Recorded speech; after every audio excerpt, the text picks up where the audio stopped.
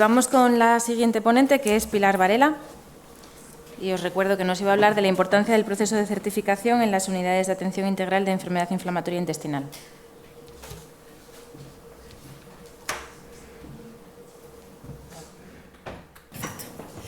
Bueno, buenas tardes.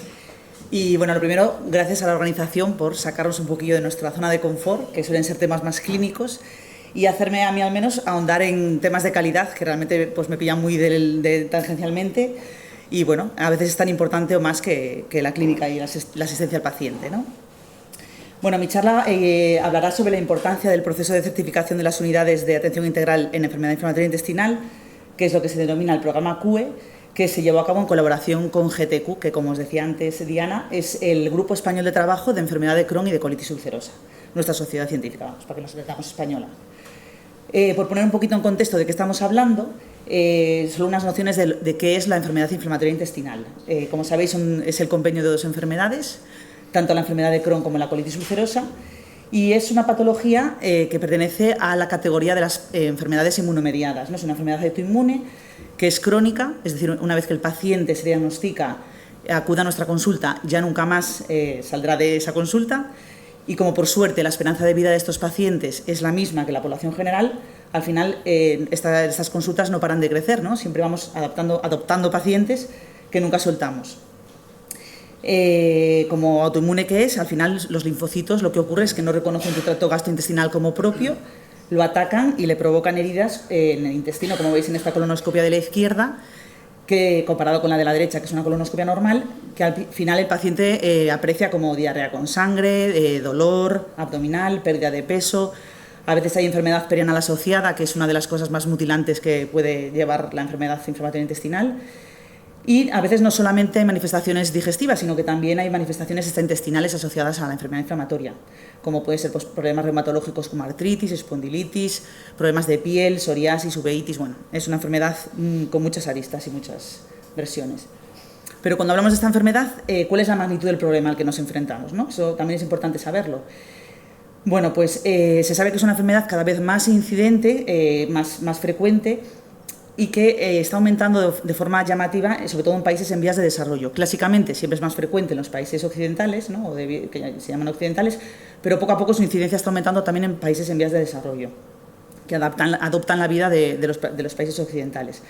En 2017 participamos en un estudio epidemiológico que luego tuvo mucha relevancia a nivel nacional y europeo, que es el EPIDEM, y participamos las 3 unidades que ya os adelanto que están certificadas en Asturias, que es la unidad de Luca, de San Agustín y la nuestra en Cabueñes, que es un estudio epidemiológico en base nacional donde participaban 108 hospitales de la red nacional, 100 públicos, es decir, la mayoría públicos, que cubrían la mitad de la población española, 23 millones de habitantes más o menos, y se recogieron los pacientes diagnosticados de enfermedad inflamatoria entre el 1 de enero de 2017 y el 31 de diciembre.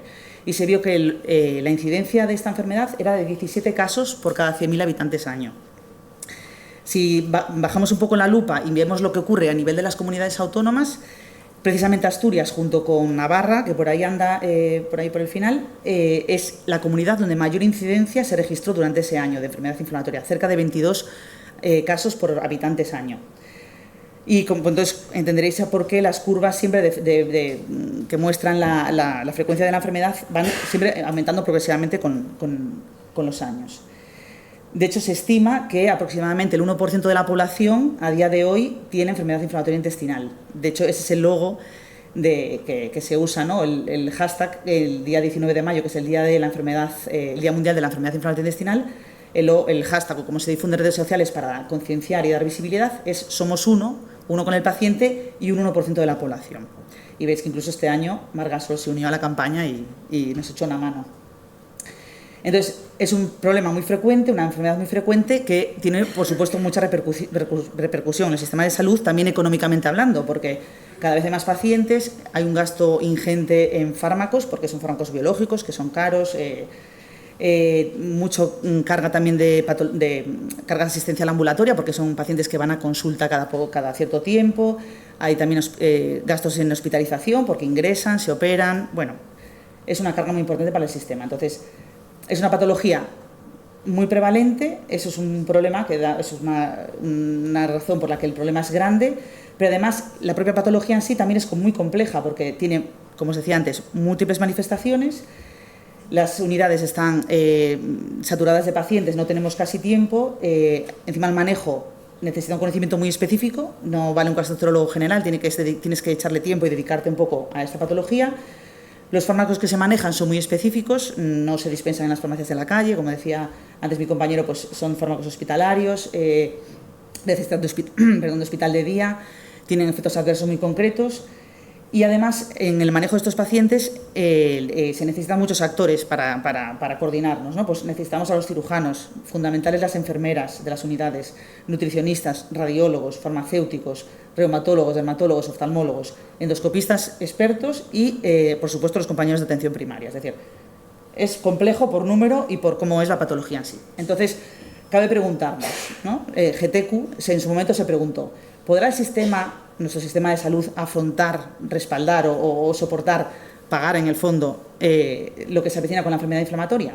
Que al final somos un grano de arena en la playa, ¿no? En una playa. Pues no. Entonces había dos opciones. La opción A, que era convencer a los políticos que invirtiesen recursos en nosotros, pero como eso es muy complicado, ya lo sabéis, y encima pues somos al final una patología en el millón de patologías que hay, GTQ optó por la opción B, que es potenciar las unidades de enfermedad inflamatoria intestinal, desarrollando o llevando a cabo el proyecto QE, que es el proyecto de certificación de las unidades de atención integral de enfermedad inflamatoria intestinal. Yo os cuento un poquillo en qué consiste. Bueno, primero que GTQ, que es nuestra Sociedad Científica Española, en sus líneas estratégicas cuando se creó, pues ya declara que apuesta por promover la excelencia asistencial, tanto docente también y investigadora, influyendo en acciones políticas y sociales, y quiere ser vista como un referente dentro de esta patología, dentro del área de la enfermedad inflamatoria, un referente tanto en investigación, en docencia y en el establecimiento de los estándares de calidad asistencial en el territorio nacional, y simbolizar una marca de excelencia y de fiabilidad tanto ante sociedades científicas, ante la administración, ante agentes sociales y en la empresa privada, tanto a nivel español como fuera de nuestras fronteras. Por tanto, lleva a cabo el programa QE, que tenía como objetivo ofrecer a todas las unidades una norma avalada por GTQ que permita analizar de forma objetiva y sistematizada la calidad de asistencia prestada y detectar áreas de mejora, y de este modo conseguir que la atención de los pacientes con enfermedad inflamatoria sea homogénea y excelente en todo el territorio nacional. Y para eso GTQ se comprometió a facilitar la implantación de la norma y la certificación, poniendo a nuestra disposición pues asistencia técnica de una consultora durante todo el proceso previo a la certificación. Todo empieza en 2013, donde a través de un consenso Delphi, pues establecen un grupo de expertos unos estándares mínimos de calidad que tienen que tener las unidades asistenciales de enfermedad inflamatoria. Ese consenso Delphi dio lugar a 53 indicadores de calidad, 18 de estructura, 32 de proceso y 3 de resultado. Y se publicó en el JCC, que es la Journal Chronic Colitis, que es nuestra, bueno, pues quizás la revista de mayor prestigio de nuestra especialidad, en el 2013. Pero no es hasta 2016 en el que GTQ ya tiene pues toda la infraestructura, digamos, o decide ya que las unidades pueden prepararse para esos estándares auditados posteriormente por un organismo externo independiente, que es y ha sido Bureau Veritas, ¿no?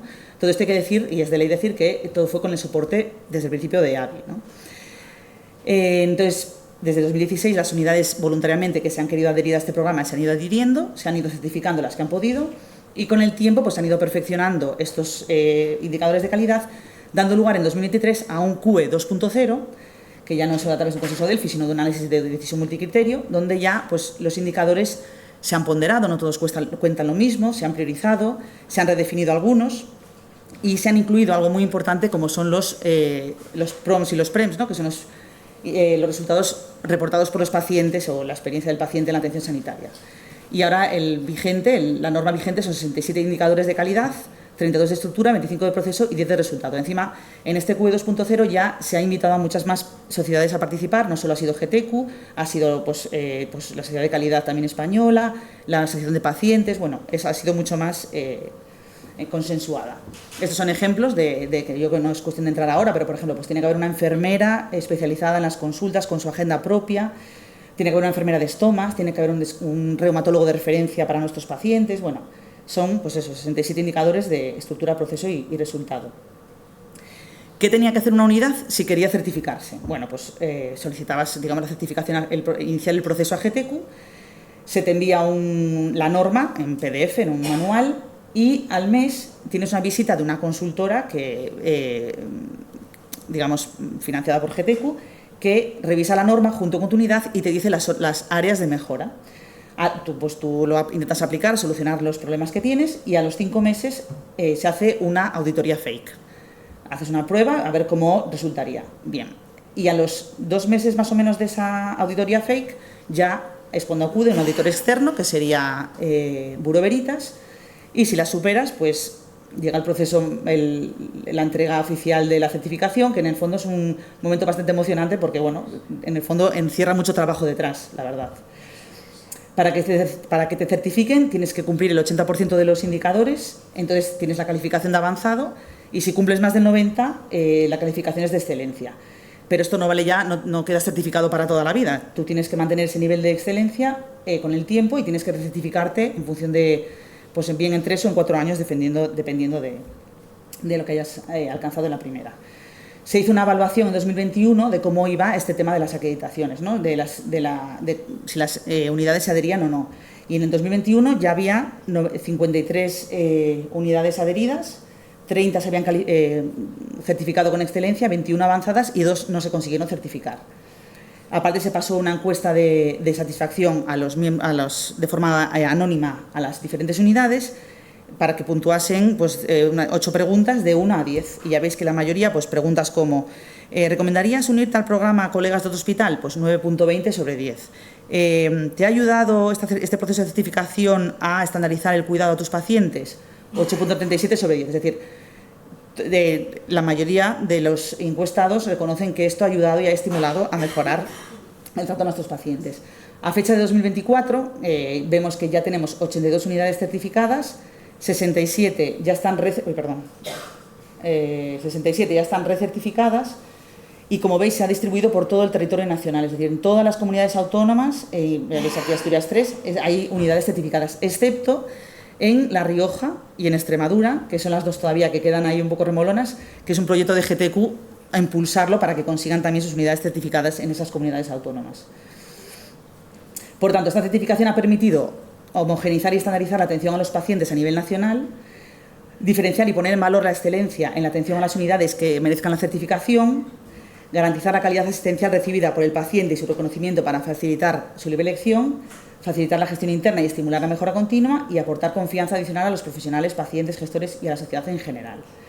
De hecho, hay ya sociedades que están copiando este modelo, pues esta es ECO, que es la Sociedad Europea de Cronicolitis Ulcerosa, la Asociación Panamericana de Cronicolitis Ulcerosa también, que está también elaborando sus consensos de indicadores de calidad junto con GTQ.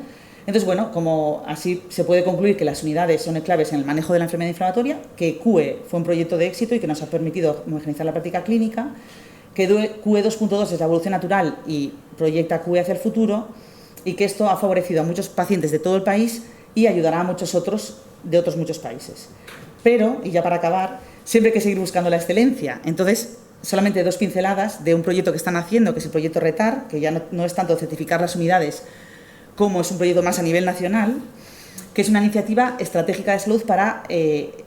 la idea es intentar identificar las necesidades no cubiertas en la atención, hablamos a nivel nacional, de los pacientes con enfermedad inflamatoria, proponer planes de actuación para satisfacer esas necesidades, priorizar cuáles son realmente importantes y cuáles no, o cuáles tienen más impacto o pueden ser más viables, y calcular qué ahorro supone el aplicar estas medidas de cara a... qué coste supondría para el sistema aplicar estas medidas, ¿no?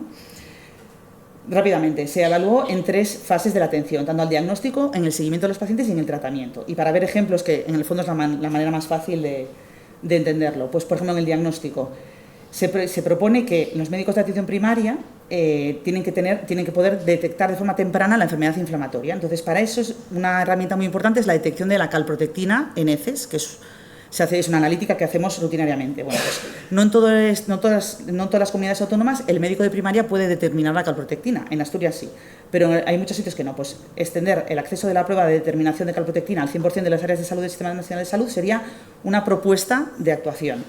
se calcula cuál es el coste-beneficio de la propuesta. Pues supondría una inversión más o menos de 4,17 millones de euros, pero un ahorro de 3,2 porque se reducirían las pruebas invasivas, la reducción del tiempo de diagnóstico, reducir la ansiedad, pérdida de productividad. Ya acabo. Otro ejemplo de tratamiento, o más interesante, mira, yo creo aquí, el de seguimiento. Pues mira, promover, por ejemplo, extender la figura del gestor de casos y de la enfermedad de práctica avanzada. Pues eso supondría un gasto de 3,7 millones de euros, pero un ahorro de 16 millones de euros por la mejora del seguimiento, el control de los pacientes, reducción de visitas al hospital, duplicidad, etcétera. Esto creo que se va a presentar en el Congreso el próximo 7 de julio y bueno, están haciendo, pero es una buena iniciativa, la verdad.